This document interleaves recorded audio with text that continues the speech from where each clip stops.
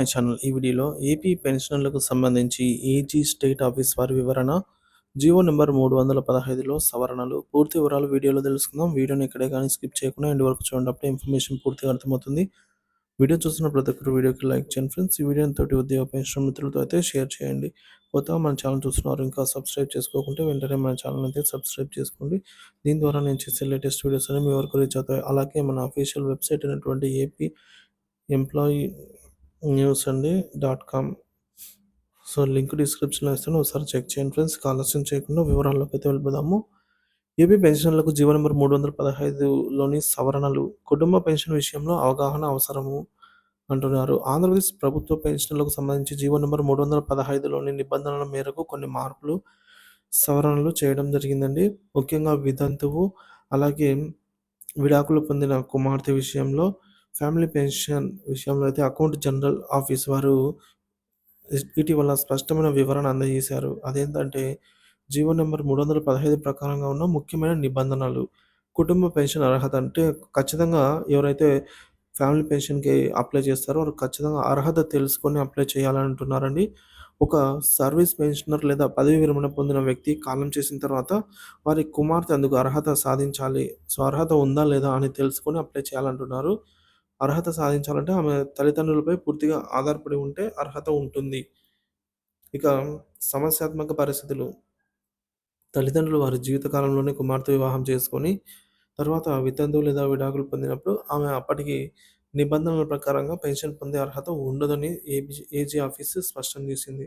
కుటుంబ పెన్షన్ కోసం అనుసరించాల్సిన ప్రక్రియలు.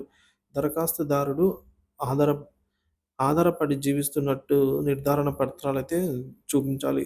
సో, పెన్షనర్ మీద, సర్వీస్ పెన్షన్ మీద ఎవరైతే అప్లై చేస్తారో ఫ్యామిలీ పెన్షన్‌కి వారు ఆధారపడి ఉన్నట్టుగా ధృవీకరణ పత్రాలు అయితే ఏమైనా సమర్పించాలి. ఇది వివరణాత్మక తల్లిదండ్రుల సేవా కాలంలో ఉన్న సంబంధాలపై ఆధారపడుతుంది. తాజా ఉదాహరణ, ఈ మధ్య కాలంలో టి. రామయ్య అనే సర్వీస్ పెన్షనర్ కుటుంబానికి సంబంధించి ఒక కేస్ అయితే కీలకంగా మారిందండి ఈ విషయానికి. So, T. రామయ్య గారు 1982లో మరణించారు. ఆయన సతీమణి 2019లో మరణించారు. సో, కుమార్తె 2005లో వితంతువుగా మారి తల్లిదండ్రుల మరణం తర్వాత కుటుంబ పెన్షన్ కోసం దరఖాస్తు చేశారు. చేయగా ఏజీ ఆఫీస్ వారి స్పందన. రామయ్య గారి జీవిత కాలంలో కుమార్తె సరోజ గారు తన తండ్రిపై ఆధారపడి లేరు. సో, ఆమె తల్లి సత్యవతి గారి తమ కుమార్తెకు తల్లిగా మాత్రమే సహాయం అందించారు. ఈ కారణంగా కుటుంబ పెన్షన్ అందించే అర్హత లేకుండా ఆ దరఖాస్తును తిరస్కరించారు. జీవో నంబర్ 315లోని ముఖ్యమైన స్పష్టీకరణలు. కుటుంబ పెన్షన్ అర్హత. అన్‌మ్యారీడ్ లేదా ఫిజికల్లీ డిసేబుల్డ్ ఉన్న పిల్లలు తల్లిదండ్రులపై ఆధారపడి ఉంటే పెన్షన్ పొందే అర్హత ఉంటుంది. వితంతువు లేదా విడాకులు పొందిన కుమార్తె ఈ కోవకు చెందిన వారు తల్లిదండ్రుల జీవిత కాలంలో వారి మీద పూర్తిగా ఆధారపడి ఉంటే మాత్రమే పెన్షన్ అర్హత కలిగి ఉంటారు.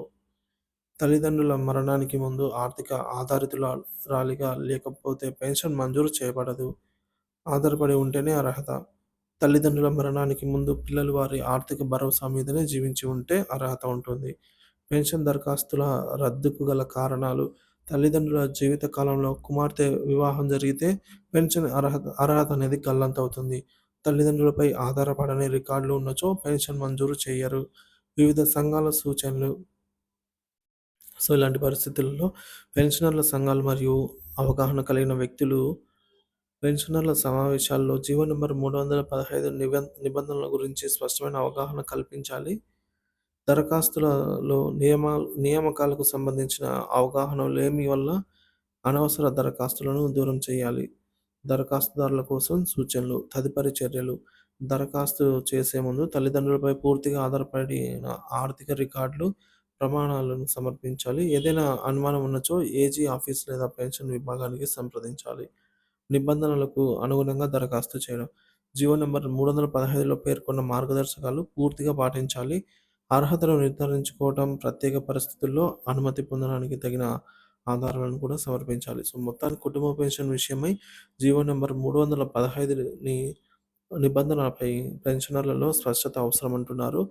వితంతువు లేదా విడాకులు పొందిన కుమార్తె తల్లిదండ్రులపై ఆధారపడి ఉన్న ఆర్థిక పరిస్థితులను నిరూపించగలిగితే మాత్రమే పెన్షన్ అర్హత పొందుతారు.